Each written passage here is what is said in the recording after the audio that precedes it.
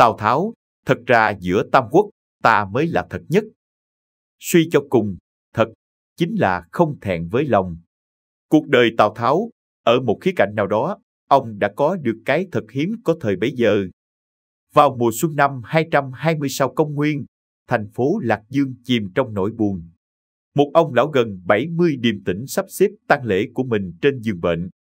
Lúc hấp hối, ông không tỏ ra anh hùng coi cái chết nhẹ tựa lông hồng, mà chỉ chậm rãi thu xếp mọi chuyện cho gia quyến, cho đến khi nhắm mắt xuôi tai. Ông lão đó chính là Giang Hùng Tào Tháo. Nói về Tào Tháo, Tô Đông Pha nhà thơ nổi tiếng Trung Quốc thời Tống từng nói, bình sinh Giang Hùng, tự kiến chân tính. Người đời sao chỉ thấy sự giả tạo và hai chữ Giang Hùng gắn với Tào Tháo mà bỏ qua cái chân tính, cái thật trong đó nhân xử thế của ông. Cũng giống như trong bộ phim lịch sử quân sự Liên Minh, Tào Tháo cảm thán, thế nhân đều hiểu lầm Tào Mạnh Đức ta. Một, thật với bạn bè, tình bạn tốt đẹp nhất là sự thành toàn. Mạnh Tử từng nói, bạn bè, quý ở hợp nhau, quý ở thấu hiểu. Có lẽ, với Quan Vũ mà nói, Tào Tháo vẫn chưa được xem là tri kỷ. Nhưng đối với Tào Tháo mà nói, Quan Vũ lại chính là người mà Tào Tháo muốn trở thành bạn thân thiết. Tháng Giêng Kiến An năm thứ 5, Tào Tháo đích thân chinh đánh Từ Châu. Thời tiết vẫn chưa chuyển sang ấm áp, nhưng khí thế của quân Tào không vì vậy mà giảm sút. Trận chiến diễn ra thuận lợi, quân Tào chiếm được thành Hạ Bì, đánh đuổi Lưu Bị, bắt sống Quan Vũ. Quan Vũ tuy là tù binh của Tào Tháo, nhưng Tào Tháo chưa bao giờ coi ông là tù nhân. Ông cho Quan Vũ sự đãi ngộ cao nhất, phong ông làm tướng quân, thưởng cho ông vô số vàng và lụa, ban cho ông ngựa xích thố, hào phóng trọng dụng ông. Nhưng trong thâm tâm Tào Tháo cũng biết, có thể giữ Quan Vũ nhất thời, chứ không thể giữ mãi. Họ được định sẵn sẽ đi theo hai con đường khác nhau. Và ngày ấy rất sớm đã đến, khi Quan Vũ biết được tung tích của Lưu Bị, ông kiên quyết rời bỏ Tào Tháo, về với anh cả Lưu Bị. Thuộc hạ của Tào Tháo tức giận, muốn can ngăn Quan Vũ nhưng bị Tào Tháo ngăn lại. Ông chỉ nhẹ nhàng lắc đầu, ai cũng có nơi mình thuộc về, không phải đuổi theo. Tào Tháo và Quan Vũ là cái giao tình của hai nước. Trên cả lợi ích, đó là một sự trân trọng nhất định. Tào Tháo ngưỡng mộ Quan Vũ, ban cho ông rất nhiều bất chấp những nghi ngờ trước đó, từ chức tước, tước vị, tiền bạc đến ngựa tốt. Những thứ này rất có giá trị, nhưng chúng không phải là hiếm nhất. Điều hiếm nhất là việc Tào Tháo ban cho Quan Vũ sự thành toàn. Thế nào là thành toàn? Không phải cho anh tất cả những gì tôi có, mà là cho anh những gì anh thực sự muốn.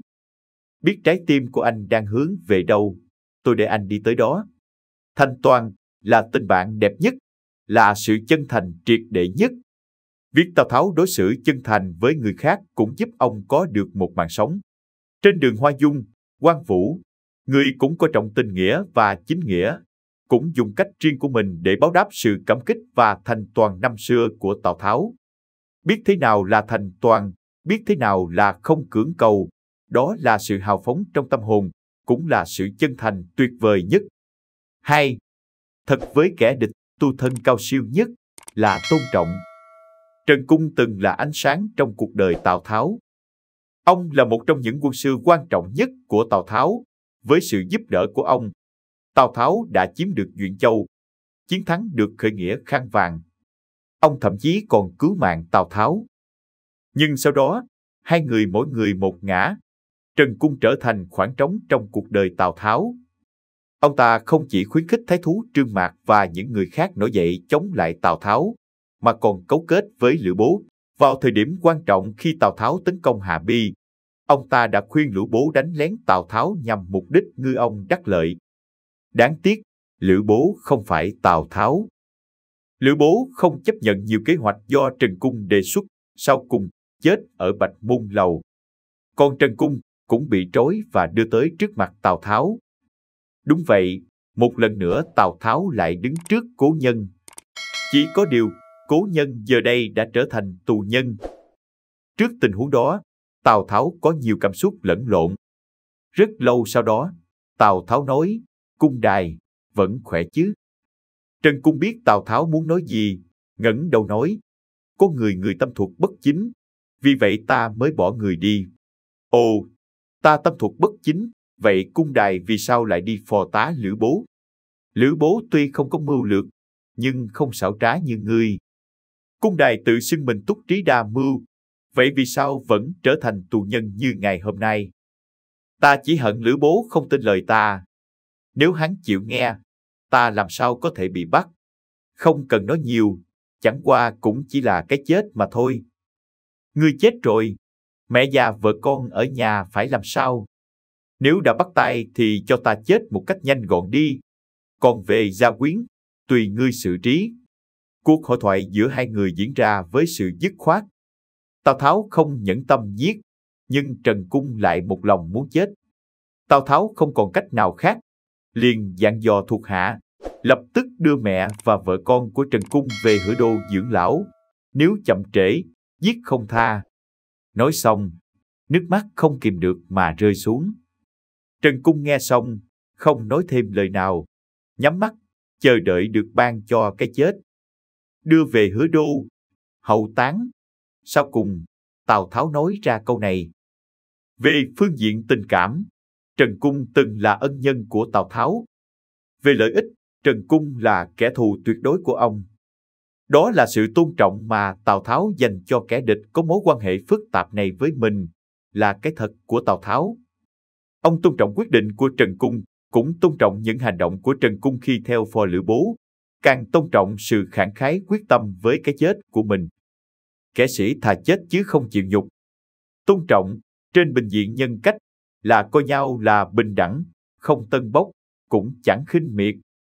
Tôn trọng bạn bè cũng như đối thủ là cấp độ cao nhất của tu thân. Thế nào là giả? Là lời nói không đi đôi với việc làm, là không giữ lời hứa, lời nói không thành tín. Thế nào là thật? Là thẳng thắn, là có sao nói vậy, là khẳng khái, là giữ chữ tín. Suy cho cùng, thật chính là không thẹn với lòng. Cuộc đời Tào Tháo, ở một khía cạnh nào đó, ông đã có được cái thật hiếm có thời bấy giờ. Còn về những thị phi ưu khuyết điểm, hậu thế sẽ tự phán định.